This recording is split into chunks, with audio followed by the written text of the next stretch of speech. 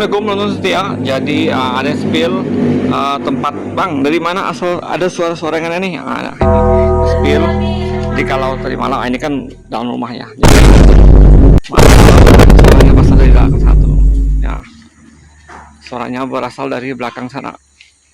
Nah, belakang sana tuh ada hutan. Ya, hutan. Jadi dalam hutan itu ada perumahan bekas perumahan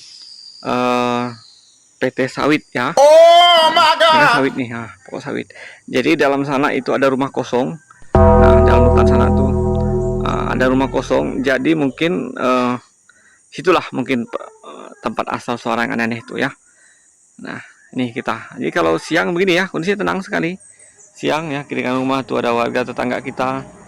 Ya, jadi tenang sekali kalau sore-sore, pagi-pagi. Cuman kalau malam itu karena mungkin hutan ya belakang sana. Nah itu dia ya, di hutan sana ya, tebal, masih tebal sekali hutannya, karena sebelah itu ada sawit ya. Jadi hutan di sini masih terjaga sekali. Nah, burung atau apa itu masih banyak dalam itu ya. Nah itu teman-teman ya, jadi suaranya itu dari situ asalnya, belakang situ ya.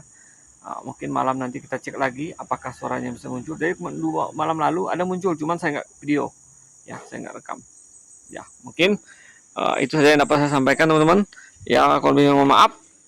Assalamualaikum warahmatullahi wabarakatuh.